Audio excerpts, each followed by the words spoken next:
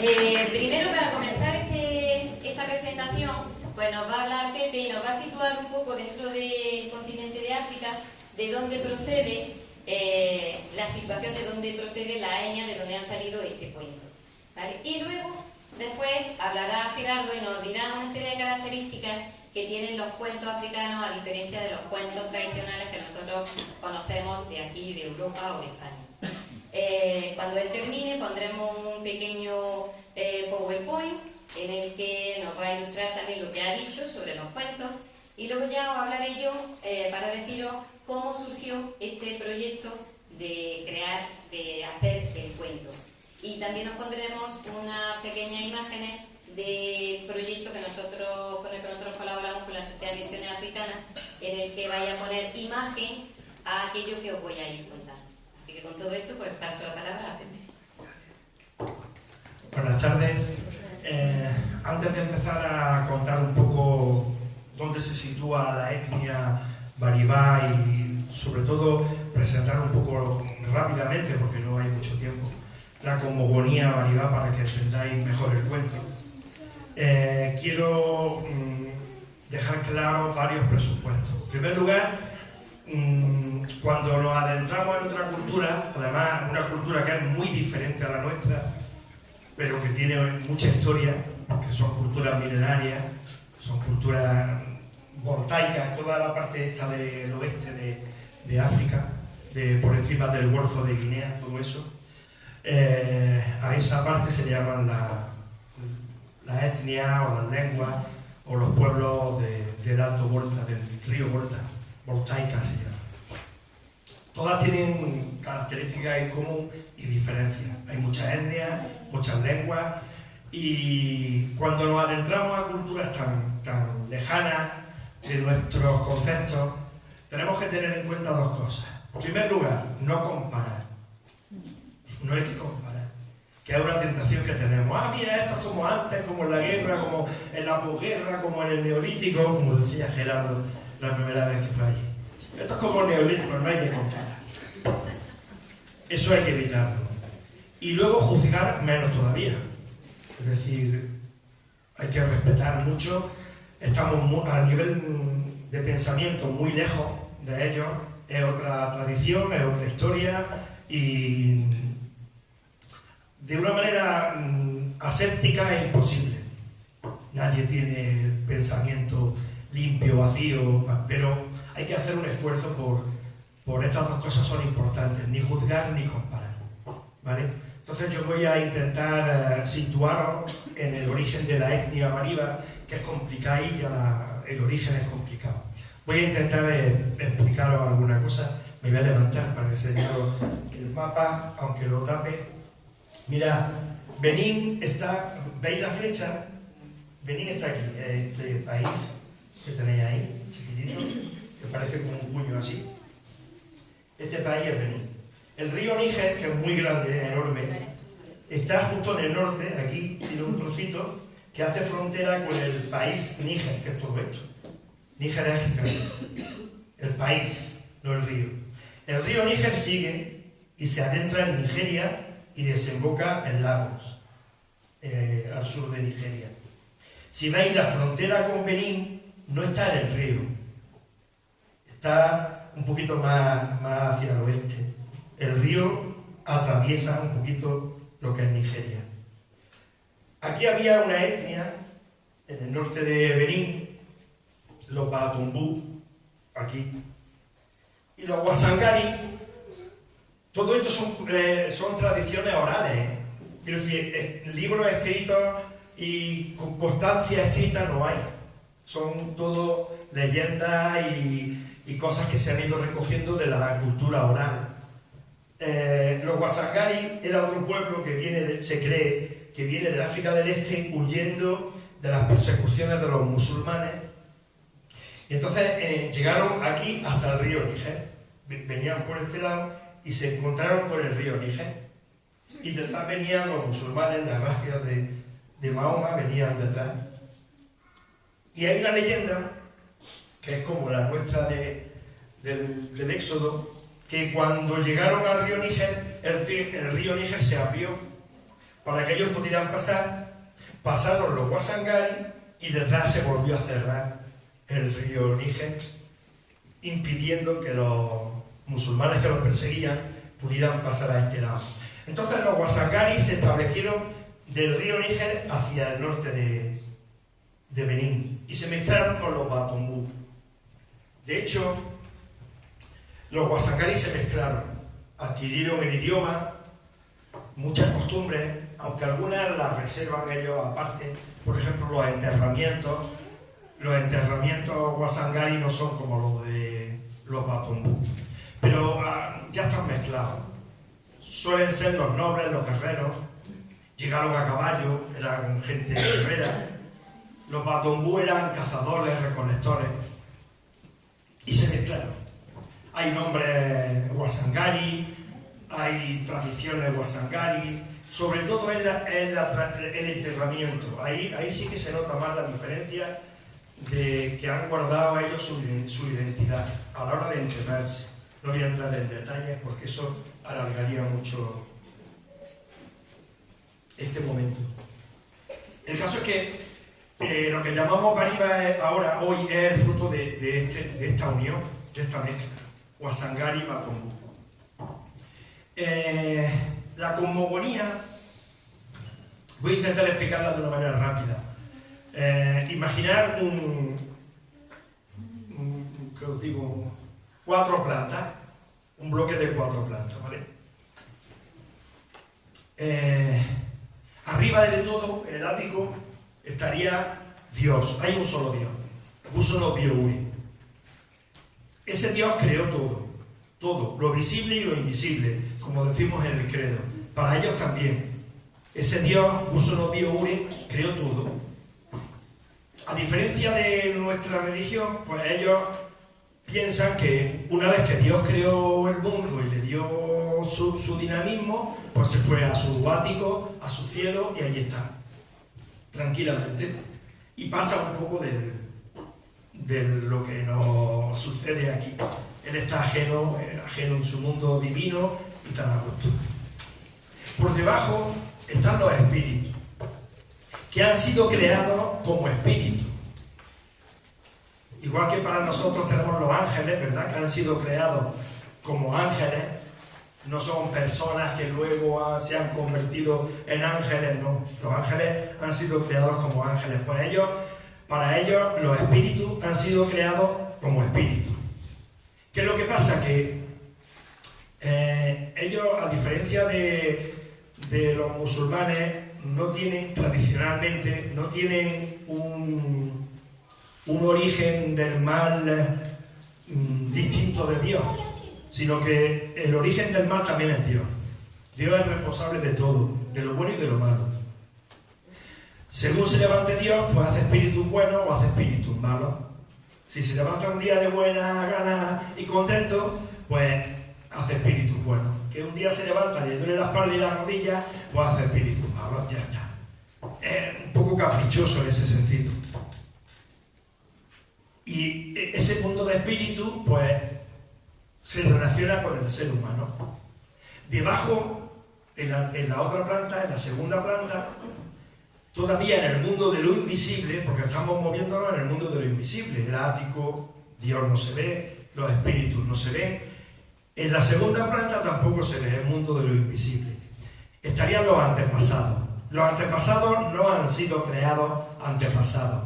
Han sido personas, seres humanos, que han vivido como un auténtico Bariba, se han comido, como dicen ellos, se han comido la vida como tienen que comérsela un Bariba auténtico, ha muerto con una muerte digna de un Bariba y ha vivido con una vida digna de un Bariba, y esa persona pasa a antepasado. Y a los antepasados se les da culto, se les reza, se les dan ofrendas, se celebran sus entierros. Los que mueren sin haber llegado a la vejez allí son 50 años, quizás menos. Quiero decir que estaríamos todos allí ya, antepasados allí ya. Bueno, todos no, gracias a Dios que no, pero aquí en esta mesa sí. Allí allí la esperanza de vida es mucho menor que aquí, evidentemente. Pero si no llegas a ese nivel de vida que te permite entrar en el mundo de los antepasados, ¿qué es lo que pasa con ese ser humano? Ahí hay un problema que no está resuelto. Nosotros hicimos una investigación muy grande cuando yo estaba en Pereré de qué pasaba con estas personas. Lo que sí tienen claro son los niños cuando nacen y se mueren. Ellos tienen una expresión muy graciosa. Cuando se muere un niño recién al nacer o a poco de nacer, por desgracia, eso es habitual. Ellos dicen, llegó, vio el mundo, no le gustó y se ha vuelto. Ya está. Ya vendrá. Y ellos creen que va a volver a venir. De hecho, algunos lo discuten. Dice, sí, porque si le hace una marca en la oreja, luego el siguiente cuando nace trae la marca en la oreja. Ellos eso se lo creen muy vamos, de verdad. Para ellos los niños vuelven a nacer. Vuelven a venir. Vuelven a intentarlo. El problema es cuando ya es un adolescente, un joven, una joven, ahí no está claro qué pasa con estas personas. Pero el mundo de los antepasados sí que es muy importante. Y luego por debajo de todo está el mundo visible. El mundo visible. Porque sería todo, la naturaleza, el ser humano. Y todo, ahí no hay nada inerte. En el mundo visible nada es inerte, nada está muerto. Nada. Ni la piedra, ni la montaña, ni la tierra, todo tiene vida. Todo tiene vida. Mucho más los animales y las personas, y las plantas, evidentemente. Pero la montaña, las piedras, todo tiene, los lugares, todo tiene vida. El paisaje, eso es muy importante. Todo tiene vida. Todo. No hay nada inerte en el mundo visible. Nada está muerto. Todo existe. Y hay dos palabras para decir vida. Muaru. Muaru es la existencia, el estar aquí. Es una existencia que se mide en el tiempo. Puede durar más, puede durar menos, puede ser más larga, más corta, pero se mide con calendario, con años, con reloj. Es el tiempo de nuestra existencia. Ese es el Muaru. Luego hay otra palabra, unde, que se usa para hacer referencia al Espíritu Santo. Han cogido esa palabra. Unde es el principio vital. No es la vida que se mide en tiempo, sino lo que permite vivir. Lo que permite vivir. Lo que permite que todo esté en armonía, en conexión. Porque el secreto de la vida es que todo esté en armonía. Por ejemplo, el cuerpo, el ser humano. Cuando tú estás sano, tu cuerpo está en armonía. Cuando esa armonía se rompe, tiene una enfermedad. Ya está. Y todo el cuerpo está afectado. No es me duele la cabeza, tengo mala la cabeza. No, estás enfermo. Porque tu cuerpo se ha desafinado, como si fuera una guitarra. Pues se ha desafinado, suena mal. No está armónicamente ordenado, no está. Entonces hay que volver a esa armonía. Por eso la medicina occidental no gusta demasiado, porque la gente va al médico y sale diciendo esto no me va a curar, si no lo ha visto. Me ha mirado, me ha escuchado, me ha recetado un medicamento y ya está. No. ¿Qué es lo que hacen los curanderos tradicionales? Pues volver a reparar esa armonía que se ha perdido. Entonces te van a dar una hierba, pero al mismo tiempo te van a decir tienes que hacer estas oraciones, tienes que hacerlas mirando al oeste o mirando al este, o tienes que hacer algo, porque una vez que se rompe la armonía hay que recuperarla, y la armonía está en el unde, en la vida, en el principio vital, en lo que nos permite vivir. Ahí radica la armonía. Las desgracias, todo es porque algo hemos hecho mal y algo ha provocado una ruptura de la armonía. El objetivo del ser humano es mantener eso armónicamente bien. Tener a los espíritus buenos de tu parte y a los espíritus malos contentos para que no te hagan daño. Directamente a Dios es raro, en la tradición. En la tradición es raro que el ser humano se dirija a Dios, a uso no veo directamente. Hay que pasar por antepasados y por espíritu. Esos son como los intermediarios que nos relacionan con Dios. Imaginad ese mundo, ¿vale? Ese mundo. Ellos viven en medio de esa armonía, intentan vivir en medio de esa naturaleza, de esa armonía, y procurando que eso no se rompa. Procurando que eso no se rompa. Dentro de esa armonía, pues, como todo tiene vida, la vida se manifiesta de muchas maneras. Por ejemplo, eso lo explicará mejor, ahora lo explicará Gerardo y Belén, pero por ejemplo, en todos los cuentos y las tradiciones aparecen, bueno, aquí también en las fábulas nuestras tradicionales, las fábulas antiguas, los animales hablaban y tenían el zorro inteligente, no sé qué, no sé cuánto. Nosotros también tenemos una herencia ahí, pero para ellos no es lo mismo. Es que realmente son animales, plantas, lugares, ríos, manantiales, piedras, que tienen un algo, tienen un unde que nos permite vivir. Y eso es muy importante. Entonces todo eso interviene en la vida, todo. Que hable un animal no es raro, es una forma de decir que está vivo. Pero es que hablan las flores, pueden hablar las piedras, pueden hablar la montaña, puede hablar el cielo, puede hablar, todo puede hablar. ¿Por qué? Porque todo es vida. Todo es vida. Y en ese mundo de vida, de armonía, está el ser humano. No más importante que el resto de la creación. No. El ser humano no destaca por ser más importante en la creación. Todo está al mismo nivel. Todo. Lo que está, si queréis, la prioridad no es el ser humano, es la armonía. Esa es la palabra clave para entender el mundo visible. Y la relación del mundo visible con lo invisible. Todo tiene que ser armónico para que la melodía suene bonita. Porque si no hay armonía, la música no suena bonita. La vida se desafina y queda fea. Muy rápidamente os he presentado un poquito cómo... Ahí hay muchas cosas que explicar, pero bueno, para que tengáis una idea de cómo funcionan las realidades y cómo es las creencias de la mayoría de las culturas voltaicas. La mayoría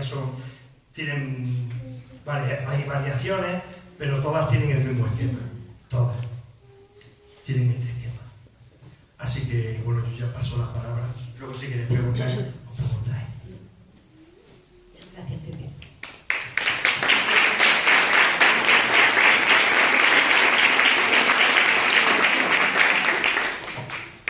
Bueno, yo algunas cosas de las que voy a decir a lo mejor pues se repiten, pero básicamente lo que yo voy a decir en líneas muy generales son las características que tienen los cuentos del África negra.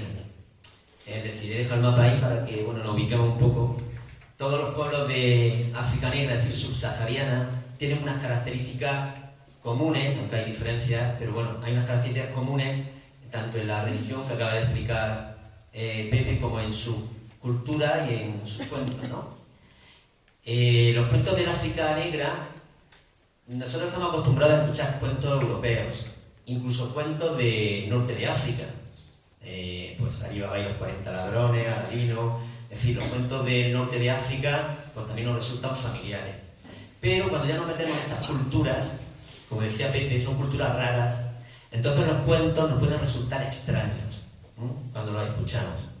Son cuentos que tienen una visión del mundo pues por encima de nuestra racionalidad y de nuestra lógica. Ellos tienen otra manera de pensar, otra manera de concebir el mundo y otra lógica muy diferente a la nuestra. De hecho, los cuentos de África negra no tienen por qué transmitir una enseñanza. No tienen por qué.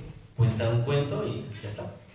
Y a veces escuchamos cuentos de África negra y cuando acaba el cuento nos quedamos...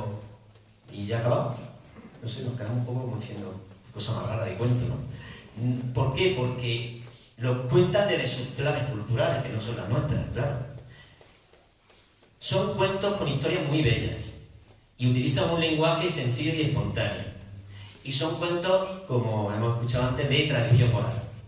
Vienen de generaciones y generaciones que se han ido transmitiendo a través de los siglos. Hay un personaje en el África occidental que se llama el griot. El griot es como un juglar que va por los pueblos tocando un tambor pequeñito y se reúne la gente en torno al griot, normalmente siempre debajo de un árbol porque da sombra, en estos sitios hace mucho calor, y el griot es encargado de transmitir la tradición oral. Los griots son los que te transmiten oralmente lo que ellos han escuchado, pues de leyendas, de cuentos, de valores, todos relacionados con su etnia y con su cultura. Y ese es uno de los personajes importantes en estas culturas a la hora de transmitir los cuentos, los mitos y las leyendas de las etnias de esta zona de África. Son culturas que nunca han tenido escritura. Siempre ha sido la oralidad lo que ha marcado todo. Fueron los misioneros en el siglo XIX, cuando empezaron a llegar a África, los primeros que cuando aprendieron sus lenguas para evangelizar, crearon las primeras gramáticas de lengua fon, de lengua bariba, de lengua fan, de cientos y cientos de lenguas que hay en África. Y se crean esas gramáticas y se empiezan a traducir a las lenguas europeas. Entonces, claro, cuando tú escuchas el cuento en la lengua tonal, porque son lenguas tonales las que tienen en África, una misma palabra, y eso Pepe lo sabe que ha estudiado arriba, ¿no? Una misma palabra, según el tono en que lo digas, puede significar una cosa totalmente diferente a la otra, ¿no? Entonces, traducir eso a las lenguas europeas pierde mucho. Entonces, no es lo mismo escuchar los cuentos tradicionales en la lengua autóctona que escucharlo en francés o escucharlo en español, ¿no? A la hora de traducirlo. Los cuentos de África negra no hay que verlos como cuentos infantiles, porque los cuentos van dirigidos a todas las edades. En estas historias están presentes los valores más íntimos de las culturas. La sabiduría de la tribu debe transmitirse para aprenderla y no olvidarla. El objetivo del cuento y del mito y de la leyenda es que no perdamos las tradiciones del clan. Ese es el objetivo del cuento.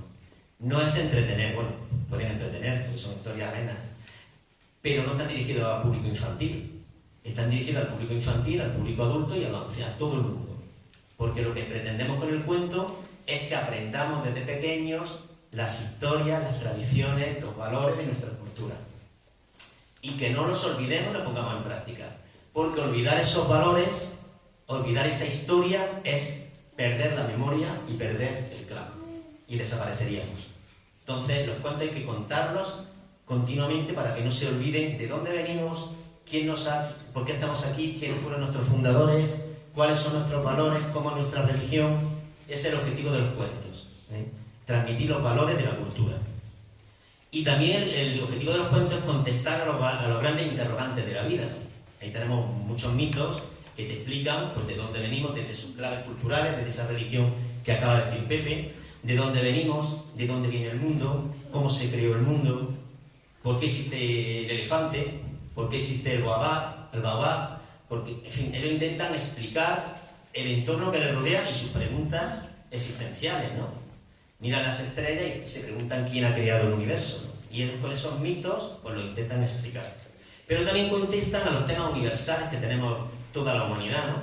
Son cuentos donde aparece la envidia, aparece el amor, aparecen los celos, aparece la fertilidad, aparece la muerte, la vejez. Son temas fundamentales también en estos cuentos. Nos hablan de Dios y de los espíritus. Esto voy a repetir un poquito brevemente lo que ha dicho Pepe, porque estoy hablando de las claves en general, no solo para los bariba. El cuento de que ha recogido Belén es bariba, es lo que está explicando Pepe, pero estas claves están en todas las culturas africanas del África negra. Los cuentos nos hablan de Dios, de los espíritus, de la vida aquí y de la vida del más allá. Son relatos donde no falta la magia y en donde se unen el mundo visible con el mundo invisible. Son pueblos muy creyentes en su religión tradicional y creen en el orden que ha dicho Pepe: Dios, los espíritus, los antepasados y en la última etapa ya, en el mundo visible, los seres humanos.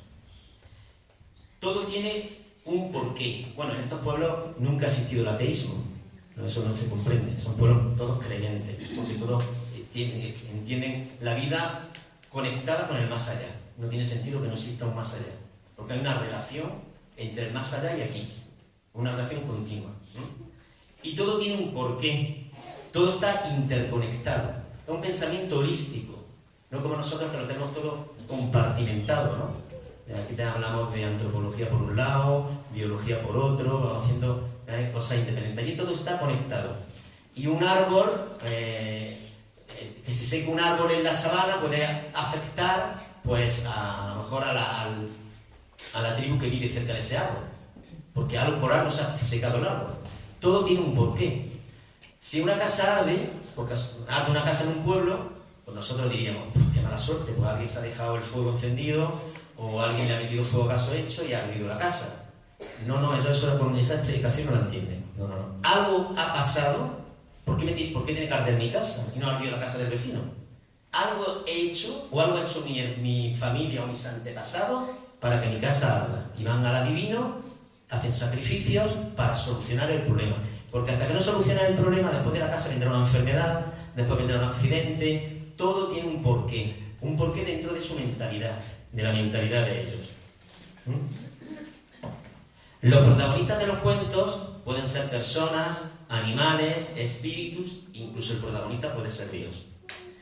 Iba a contar un cuento, pero no lo voy a contar porque si no ya no vamos a alargar mucho, que explica, si alguien lo quiere, lo publicó la Sociedad de Misión Africana, explica este cuento tradicional, por qué Dios se fue lejos y está aquí lejos, existe, pero no interviene en el mundo de los seres humanos, ¿vale? Luego, si a alguien le interesa, pues en este cuento te explica: así vivían los hombres cuando Dios vivía cerca de ellos. ¿Y por qué se alejó y se fue y ya no vino más? Se quedó allí. ¿Vale? Bueno, pues hay cuentos que el protagonista es Dios. El cuento en la cultura africana subsahariana es un espacio sagrado. No son historias inventadas, no son fruto de la imaginación. Son revelaciones de la divinidad o de los antepasados. Ellos te van a decir que el cuento no lo ha escrito nadie ni se lo ha inventado nadie. Eso alguien lo ha revelado, se lo ha revelado a alguien. Y normalmente son un antepasado que le interesa que te enteres de algo y de ir a contar el cuento en sueño a alguien, o la divinidad, o esa es la explicación que dan ellos. Son cuentos que están dentro del ámbito de lo sagrado. Nosotros, claro, eso no lo entendemos, porque nosotros los cuentos los utilizamos desde otra perspectiva, ¿no? Pero ellos lo entienden dentro de ese mundo mágico y de ese mundo de conexión entre lo visible y lo invisible. Y como los animales, el cuento cuando lo veáis, los animales tienen un papel importante. Los animales dentro de los cuentos, como ha dicho Pepe, son importantes. Pero no solamente como nuestras fábulas, los cuentos los animales tienen un plus. No son lo que parecen. Tú ves un elefante, una jirafa, no es un elefante y una jirafa, hay algo más ahí. Algo más. Y todos tienen un espíritu, todos tienen alma, y los árboles, los animales, todos los sentidos están conectados todos entre todos. Y todos tienen pensamiento, diríamos nosotros, ¿no? Hay algo más que lo que nosotros entendemos por animales. Son animales mágicos, le diríamos nosotros, ¿no? Y los animales también tienen una simbología dentro de las culturas. En general, son muy parecidos todas las simbologías que tienen. La liebre, por ejemplo, representa la astucia. La tortuga y el camaleón simbolizan la sabiduría, la paciencia, la sencillez y la humildad. El búfalo y el elefante son la fuerza brutal sin inteligencia. La jirafa representa la belleza y la elegancia femenina. Suelen convertirse en mujeres para aportar a los hombres que consiguen conocer su secreto las riquezas escondidas en la selva. El león, la serpiente pitón, el tigre, el leopardo simbolizan la maldad, son enemigos del hombre. Y para terminar voy a contar dos cuentecillos relacionados con los animales en África. Cuando yo estuve en Guinea Ecuatorial hace 300 años, pues estando en uno de los poblados allí en el interior de Guinea Ecuatorial, una vez hablando con un hombre del pueblo, recién llegados allá al pueblo, nos dice: por la noche, a partir de las 12 de la noche, si llaman a la puerta de vuestra choza, ¿no abráis? no se ocurra abrir porque es muy peligroso. Entonces dicen, bueno, pues serán ladrones.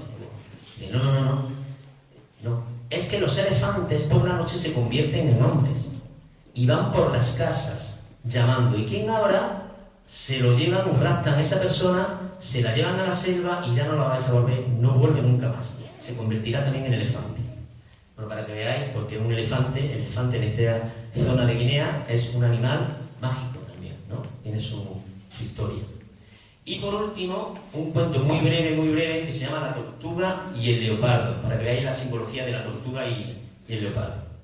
La tortuga iba caminando despacio por el bosque, tan despacio iba que daba un pasito a la izquierda y 7 años después daba otro pasito a la derecha. A pesar de ir tan despacio, un día la tortuga cayó en un agujero y dijo: esto me pasa por ir tan deprisa. ¿Dónde he caído yo? Acabo de caer en un agujero, es decir, una trampa. Me han puesto una trampa. Tengo que salir de aquí.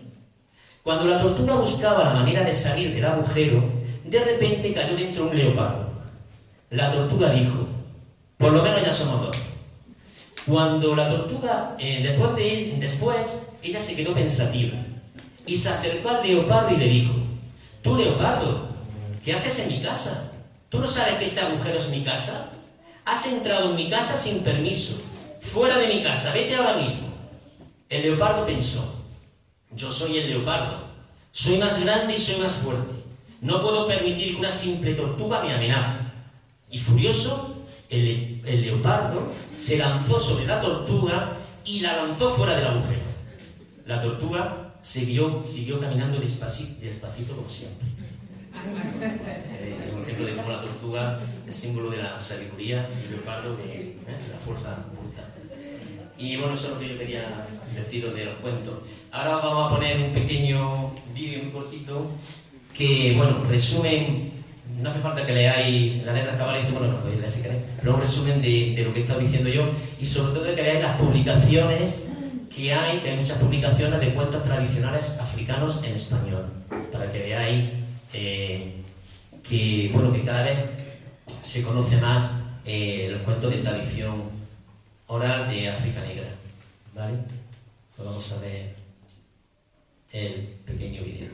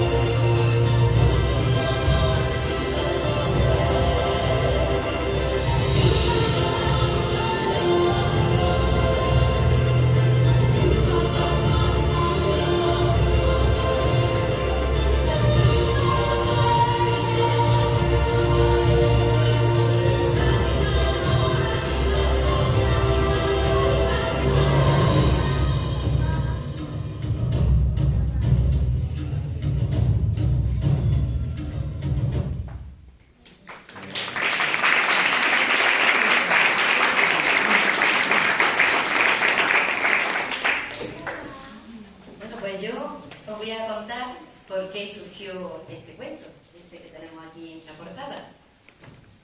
Gerardo y yo pues somos laicos de la Sociedad de Misiones Africanas. Con ellos ya habíamos estado allí en el Benín una vez y bueno, pues nos enamoró África. Suele pasar. Entonces pues nosotros fuimos uno de los que le pasó y pensamos, ¿se escucha bien? Sí. No, más cerca, bien. Sí, vale.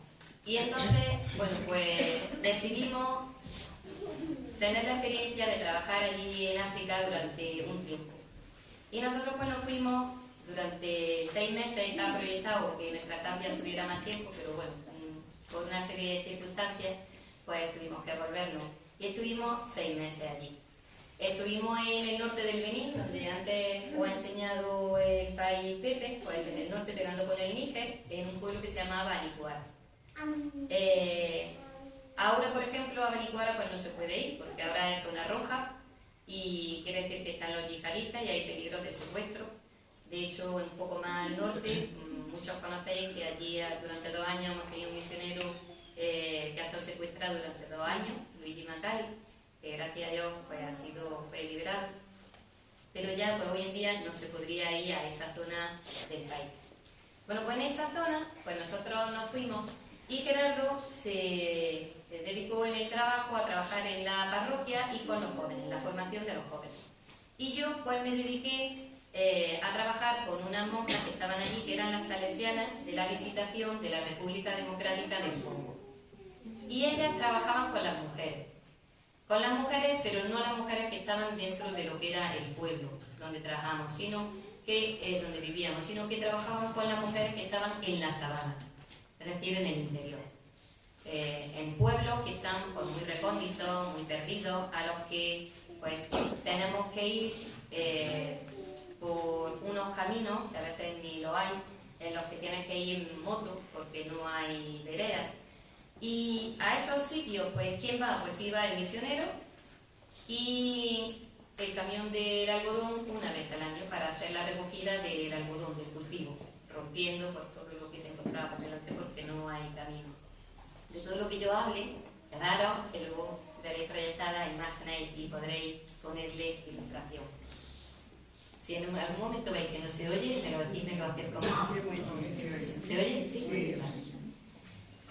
Bueno, pues este trabajo consistía en la formación de las mujeres. Porque, bueno, pues si en cualquier mundo de la pobreza, las mujeres son la pobreza de la pobreza, ¿no? Y más aún los niños. Bueno, pues donde hablamos de mujeres, hablamos también de niños. Entonces, estas mujeres, estas salesianas, pues trabajaban con las mujeres de la sabana. Y yo me uní a ese trabajo. Lo que hacíamos era que avisábamos un domingo antes por la radio, porque allí no había otro medio de comunicación, entonces por radio, lo que ahora hemos tenido que coger estos últimos días, a la radio Pilas, pues así se anunciaba que íbamos a hacer la visita. Y ya sabían que ese día, pues llegaríamos. Pues muy temprano por la mañana, pues nos levantábamos, cogíamos nuestra motillo y nos alargábamos al poblado que teníamos que ir. Normalmente pues siempre íbamos con una traductora, porque allí el idioma oficial es el francés, pero en esta zona pues la gente no está educada y no conocen tampoco el francés, con lo cual nosotros le hablábamos en francés y luego la traductora pues traducía al bariba. Cuando llegábamos nosotros por todos esos caminos de polvo del Harmattan, pues llegábamos y empezábamos a saludar, porque era temprano. Y saludamos por las casas. Las casas allí en los baribas están situadas todas como alrededor de un patio. Luego veréis las imágenes del patio, que tiene pues mucho polvo, y como los animales están siempre sueltos, pues normalmente hay cacarrutas. Y en ese momento de la mañana que nosotros llegábamos, pues las mujeres a lo mejor estaban limpiando ese patio y quitando pues todas esas heces de esos animales. O bien estaban preparando la bouillie. La bouillie es el desayuno, que es como una leche fermentada con cereales que está muy agria. Y entonces pues estaban preparando ese momento. Pues una vez que habíamos pasado por todas las casas y habíamos saludado, pues nos desplazábamos y nos íbamos al punto de encuentro.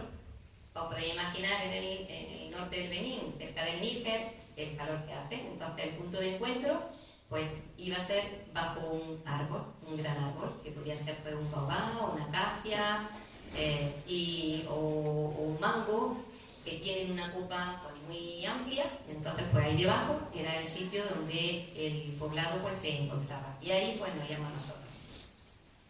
Ahí iban pues las mujeres pues, con los bebés, las niñas, los niños, las ancianas y algún hombre, porque algún hombre que siempre tenía que ir pues vigilando a ver qué es lo que le íbamos a contar nosotros a las mujeres para que no vayamos a decir cosas que a lo mejor pues no está bien que les contemos.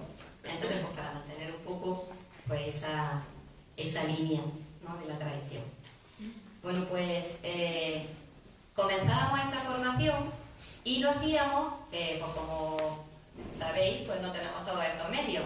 Utilizábamos una metodología que usaban muchas ONG y es un paño blanco de algodón africano, un paño normal, y lo extendíamos y lo sujetábamos o bien sobre una pared de una de las chozas, de una de las casas, o bien cogíamos algunos palos y los poníamos en el suelo y los estirábamos de un palo hacia el otro y así se estiraba el paño y ahí esa iba a ser pues, como nuestra pantalla. Conforme nosotros íbamos haciendo la explicación, teníamos pues, pequeñas imágenes de un tamaño más o menos como este, y en la parte de atrás, que luego lo veréis ahí, estaba rayada y tenían como virutas de corteza de árbol. Con lo cual, nada más que tú hacías así en el paño de algodón y ya se quedaba fija, porque es como que se enganchaba, ¿no? Como cuando nosotros nos clavamos una astilla, pues se clavaba enseguida. Entonces, te daba mucha facilidad para en mitad de la sabana poder proyectar y que la gente pusiera imágenes, porque mucha gente jamás no ha llegado un libro a sus manos, pues jamás había visto una imagen. De hecho, cuando nosotros íbamos plantando las imágenes, muchos se reían porque claro, veían la imagen de un hombre, la imagen de una mujer, de un niño, en la situación que nosotros les estábamos explicando. Los temas que nosotros estábamos tratando pues eran temas que allí eran pues, muy importantes, como por ejemplo era la higiene. La higiene, pues, ¿cómo mantener a lo mejor el poblado limpio? Pues porque, bueno, pues no hay servicios. Entonces, ¿dónde ir a hacer nuestras necesidades para que luego no tengamos el poblado contaminado? Pues vamos a alejarnos. Entonces, por eso, pues, cada una de estas cosas pues, era una lección. Y todo estaba segmentado en distintas imágenes. Pues, por ejemplo, vamos a alejarnos de lo que es el poblado, vamos a estipular una zona concreta, vamos a coger y hacer un pequeño agujero y luego cogemos y lo tapamos. Por ejemplo, eso de higiene. O, por ejemplo, ya veréis cómo allí las cocinas pues, están a ras de suelo, pues, porque son unos fogones que se han creado pues, con piedras y dentro madera. Y bueno, pues tienen las perolas estas grandes que cuando a lo mejor terminan de cocinar, pues las han puesto al lado.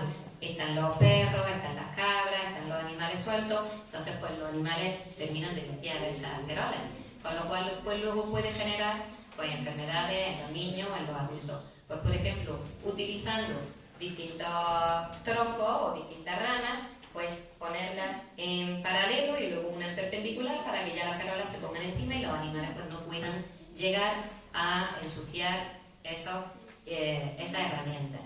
O en otros poblados, sobre todo en el interior, había pozos, pero los pozos que había estaban a ras de suelo. Entonces, la única diferencia con la que tú podías ver que ahí había un pozo, porque a lo mejor ellos mismos ponían pues, unos troncos para avisar, pero con todo y con eso, pues había unos animales que caían ahí dentro.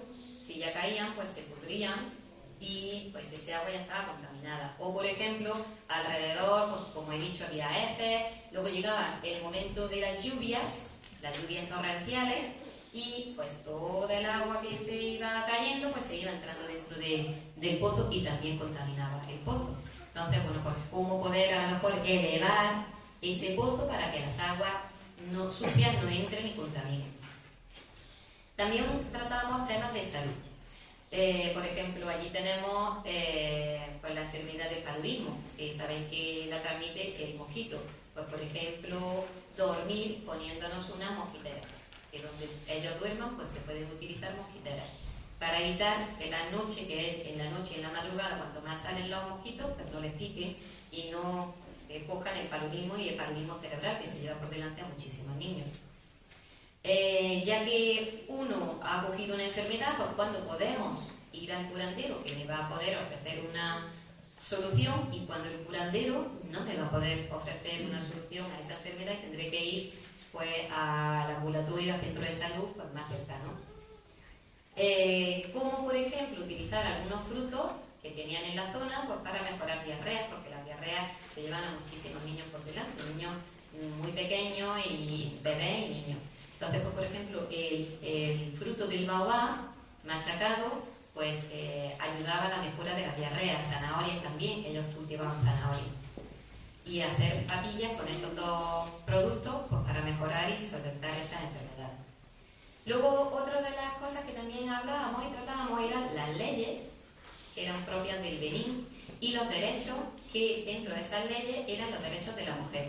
Porque pues, muchas veces en estas culturas, pues si hay cualquier... vamos a ver, el hombre puede repudiar a la mujer por muchas razones. Entonces teníamos que enseñarle a las mujeres cuáles son aquellas razones que la ley le permite al hombre rechazarlas y cuáles no. Entonces, por ejemplo, si una mujer era estéril y no tenía niños, pues el marido la podía repudiar y estaba en su derecho, pero sin embargo la ley no lo permitía. Entonces nosotros se lo explicábamos para que ellas supieran cuál es su derecho. Porque una vez que ya han repudiado a una mujer, esa mujer ya se debe a la prostitución, ya no tiene otra salida. Entonces, pues nosotros trabajamos y íbamos instruyendo también a las mujeres sobre esas leyes. Cuando nosotros ya íbamos a la hora de explicar todo esto, pues muy despacio, pues enseñando distintas imágenes, y cuando ya la terminábamos, pues había algunas de las jóvenes que eran así más valientes y le decíamos, venga, ahora sal tú y lo explicas, ¿no? Pues lo que hacemos aquí en el colegio, pero ¿no? Muchas veces entre ellos se enseñan mejor que nosotros los maestros a los niños, pues lo mismo hacíamos allí. Salía una mujer y lo iba, sobre todo las jóvenes, y iba narrando todo lo que nosotros habíamos explicado pues, a través de esas imágenes. Y se lo contaba al resto de sus compañeras en su idioma.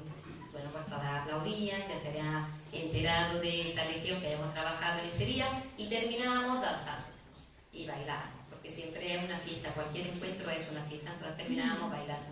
Una vez que habíamos terminado, pues muchas veces las mujeres nos llevaban a las casas de aquellas nuevas madres que habían tenido algún hijo, pues para que los visitáramos y para que los viésemos, pues porque es una grandeza allí el tener niños. Entonces, pues siempre que había habido un nacimiento, pues íbamos todas a ver a ese nuevo niño, a ese nuevo ser. Pues en este entorno, bueno, hubo un día que una anciana tuvo muchas gracias y me llegó al corazón porque estábamos tratando el tema de las leyes del Benín. Y entonces la anciana, cuando ya nos íbamos despidiendo, se acercó y me dijo, dice, te agradezco mucho lo que hoy nos has enseñado, porque para mí ya no me sirve, pero esa que está ahí sentada, esa es mi nieta y esa no va a oír. Entonces, para que veamos que muchas veces pues lo que es de generación en generación se van haciendo cambios en las culturas, y ella está muy agradecida. Pues en este ambiente una de estas traductoras fue la que me contó este cuento de tradición oral, y ahí fue donde lo recogí. Cuando terminábamos de estar allí con las mujeres, pues nos volvíamos en la moto a la casa. Y bueno, pues os imagináis cómo la luz se iba, como aquí se nos ha ido estos días rápidamente. Pues entonces nosotros escribíamos en nuestro diario, y cuando nos venía la luz aprovechábamos y escribíamos en un ordenador, que era lo que nos habíamos llevado, porque allí no teníamos teléfono. Entonces la forma de contacto con la familia y con los amigos era a través de los correos. Entonces íbamos escribiendo la experiencia que habíamos vivido en ese día, y cuando venía la luz pues se la enviábamos, y así hacíamos participar a nuestra familia de lo que nosotros estábamos viviendo, y tenía señales de vida nuestras. Y pues una de esas noches pues yo escribí este cuento y lo mandé. Ya nos volvimos a España, porque eso ya hace ¿cuánto? 18 años, luego nos parí un poquillo más joven. Y bueno, pues ese ordenador pues ya ha quedado caduco, ya sabéis cómo va la tecnología. Y entonces, uno de los días que cogimos el ordenador, pues para ver qué cosas importantes había ahí, antes de tirarlo ya, pues vimos todos los correos que nosotros habíamos mandado. Y entonces, claro, el corazón te da un vuelco, ¿no? Pues porque revives una cosa que para nosotros ha sido muy importante y que para mí ha marcado toda mi vida, ¿no? Toda mi trayectoria. Y salió el cuento. Y entonces, pues yo dije, dejar que este cuento se pierda como el viento del armatán, se lo lleve el viento del armatán, me da mucha pena. Y entonces empecé a pensar, ¿y si cojo y lo empiezo a ilustrar? Pero claro, yo también pensaba, digo, yo no soy una profesional de la ilustración, yo no he estudiado Bellas Artes, entonces pues ya sabéis que somos muy dados a decir, no, yo no valgo, no, yo no puedo. Y Gerardo ahí pues me dijo que sí, que tú puedes, que a ti te gusta dibujar, que tenemos imágenes. Y entonces pues me animó. Y empecé pues a releer pues todos esos correos que mandamos, empecé a ver el álbum donde teníamos todas las imágenes, todas las fotografías que habíamos sacado. Y bueno, pues me comenzó una chispilla adentro y pues empecé en el verano del 2023 a dibujar. Pues investigando, pues, porque pues, quería reflejar un poco realmente pues cómo visten las mujeres, cómo es el mercado, cómo son los caminos, pues todo, quería un poco reflejar, o sea que no hay invento mío, sino está basado todo en nuestras imágenes, de allí en nuestra fotografía, en lo que hemos vivido. Cuando nosotros terminamos, cuando terminó el verano, pues yo tenía ya una serie de dibujos hechos y entonces pues se lo enseñé a nuestros amigos que se han tenido que ir porque tienen un problemilla con un familiar que se ha puesto enfermo, que son Ramón y Rosa. Y ellos son nuestros diseñadores gráficos de la SMA, los que nos ponen todo lo digital. Y se lo enseñé a ellos, que además ellos han hecho Bellas Artes. Y entonces pues ya me estuvieron ilustrando y diciendo, bueno, pues hay a lo mejor imágenes que ha hecho que tienes que sacar los fondos, tienes que hacer más fondos, tienes que separar la imagen principal del fondo para que se quede más visible, o metes más imágenes en estos textos, y ya me fueron dando ideas de lo que era el montaje real en un cuento que yo nunca había hecho. Pero me di cuenta porque me faltaba casi que la mitad de los dibujos. Y llegó septiembre. Y ya dije, septiembre el colegio y el libro, pues yo ya no puedo llevar las dos pasadas. Entonces cerré la carpeta y cerré esa puerta en mi cabeza. Y justo cuando ya acabé todo el curso, el primer día que nos dieron las vacaciones, la volví a hacer. Y volví a retomar pues todas esas ilustraciones, todas esas imágenes, volvimos a leer el cuento, lo separamos en distintas partes.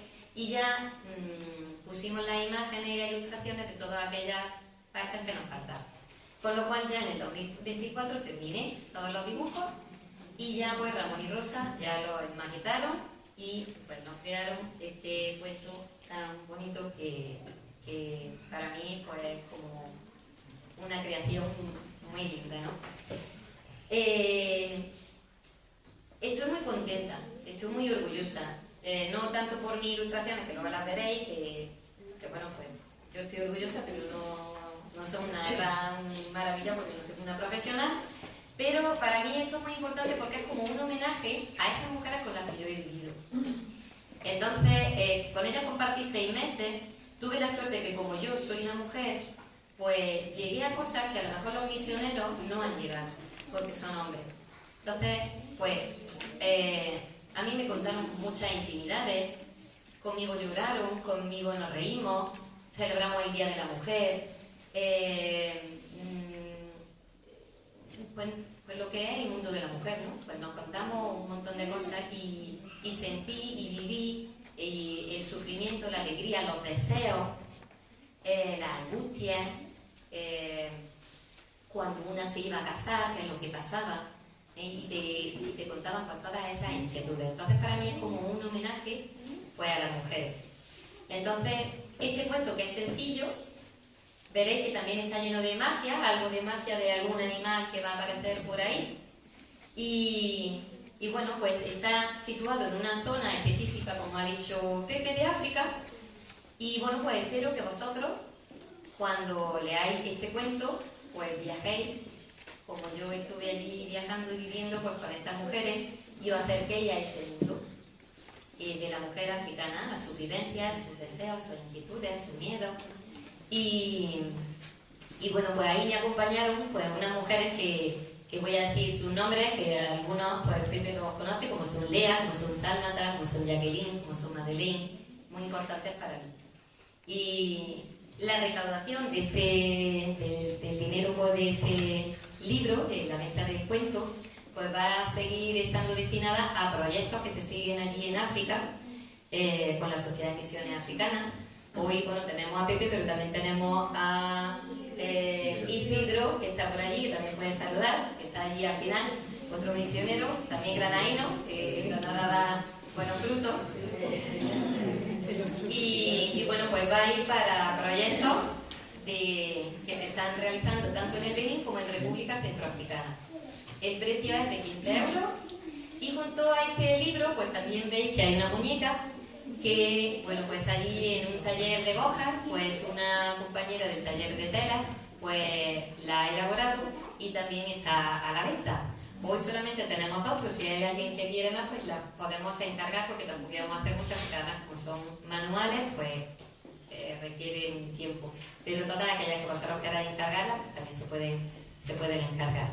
Y el precio de la muñeca, como es manual, pues es de 45 euros. Y bueno, pues vamos a terminar viendo un pequeño vídeo en el que vaya a poner imagen a lo que pues yo he ido contando. Y nada, que muchísimas gracias por vuestra atención, por acompañarme esta tarde. Después del vídeo, si queréis hacer alguna pregunta a alguno de los tres, pues podéis hacerla.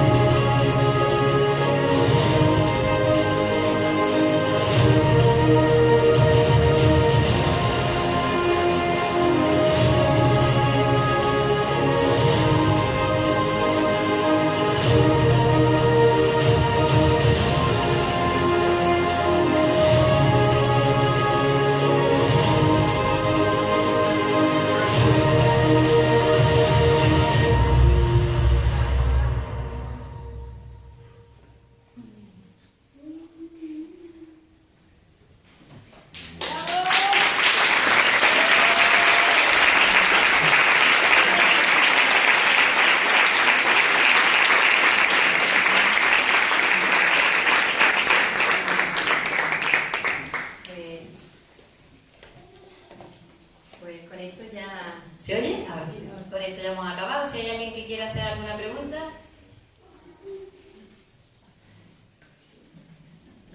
A ver, yo me acerco o me oí. No hace falta. Se oye. Yo en realidad no hago una pregunta, pero sí es decirte gracias, Belén.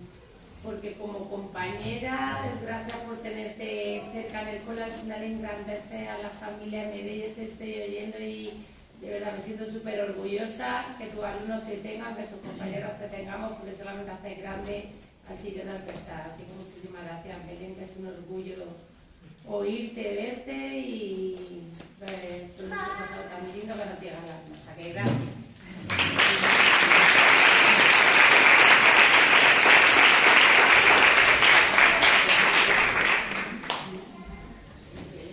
Una curiosidad. ¿A qué edad casan a la niña o a las mujeres? Aproximadamente. Recuerdo una anécdota a propósito de eso, de los pocos matrimonios cristianos que celebré allí, porque es primera evangelización, y entonces, bueno, pues se convierten ya adultos, ya casados, y se bautizan ya casados, y entonces, bueno, se hace una bendición distinta que no es el sacramento del matrimonio. Pero una vez me tocó rellenar un expediente de matrimonio y vino la novia y le pregunté qué edad tiene. Me dijo así: no lo sé. Digo, bueno, pues vamos a calcular. Y calculamos pues en relación al periodo, a la menstruación. Entonces, pues yo calculé que tendría unos 15 años. Por ahí. El novio es mayor, el novio tendría más de 20, pero las niñas, pues, los matrimonios concertados allí son África es que claro, es muy compleja porque están las grandes ciudades, que es otro mundo, y está la sabana interior, que es donde estamos nosotros, que ahí sí se mantienen más las tradiciones y es distinto. Pero los matrimonios son concertados, son acuerdos entre familias, y a la mujer se la casa lo antes posible, porque el objetivo es tener hijos, porque se mueren muchos, a adultos llegan pocos, y la vejez quiero decir, la pensión de los padres es el hijo varón. Ya está. Un hijo varón es lo que te asegura a ti de mayor que no te va a faltar la comida en la casa. Porque las hijas se casan y se van. Los hijos se quedan en la casa. Entonces hay que tener hijos varones. Y hay que tener varios para que quede alguno, cuando tú seas viejo. Para que alguno llegue a la edad madura y te ayude cuando tú seas viejo. Porque allí no hay pensiones de viudedad, ni pensiones de vejez, ni nada de eso. Se casan muy pronto. La gente no sabe la edad que tiene. No se cuentan los años. No hay, para ellos los cumpleaños, esas cosas, de eso da igual. Se calculan, hay que calcular así por encima, pero muy jóvenes. Muy jóvenes. En cuanto ya tienen, cuando ya pueden físicamente tener hijos, pues ya está. Ya se casan.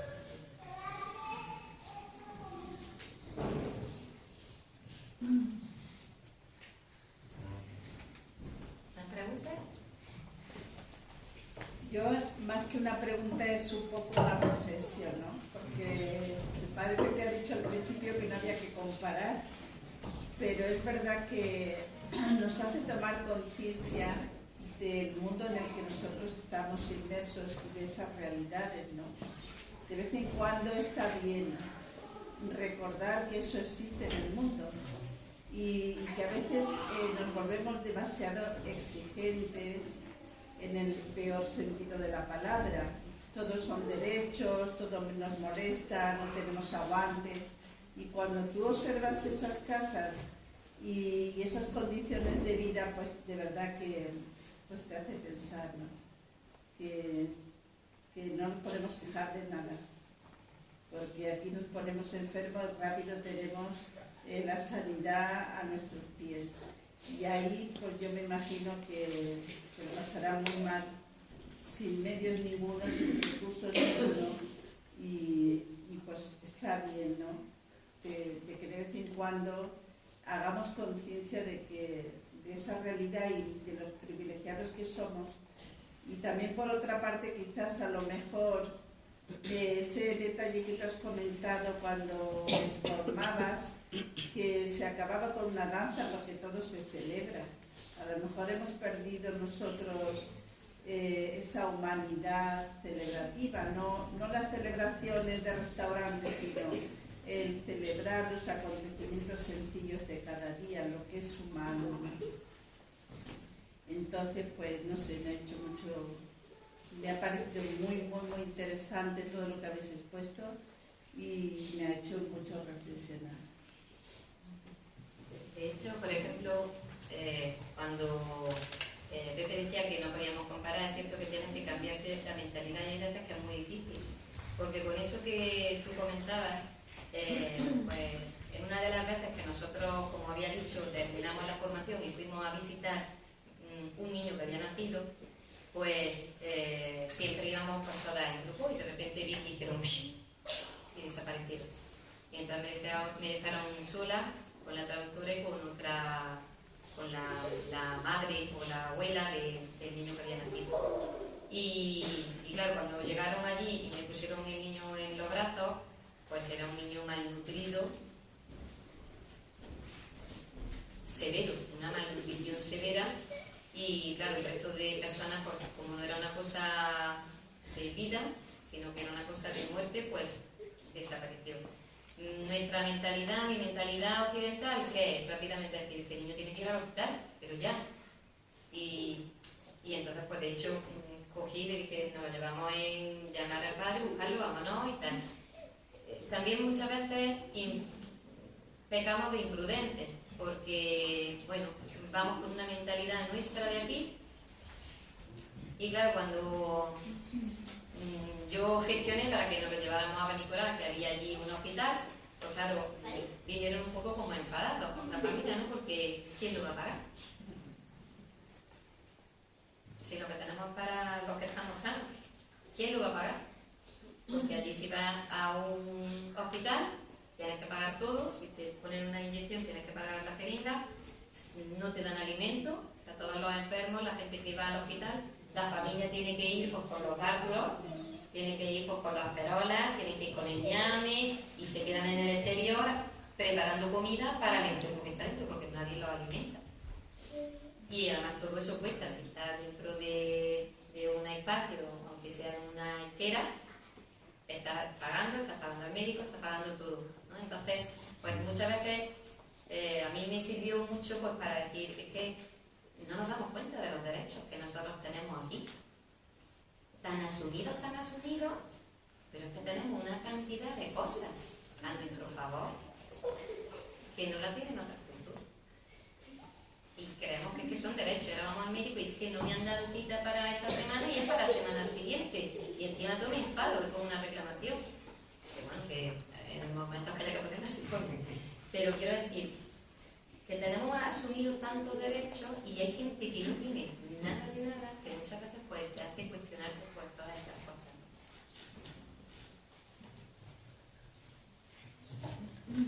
Yo creo, Belén, que, bueno, no sé si lo comparten los demás, que viendo todo lo que hemos estado viendo, ¿no? Para mí personalmente ha sido una lección de humildad, ¿vale? De decir, no somos humildes. O sea, nos creemos que lo tenemos todo, tenemos derecho y nada más que derecho. Digo, la obligación es donde está, pero eso es donde nace. Nace en el mundo en el que estamos nosotros aquí, de decir, tenemos derecho a todo. Mi niño ya, desde que nace ya un niño que tiene derecho a, y a. No, llega un momento en que tienes que decir no y no.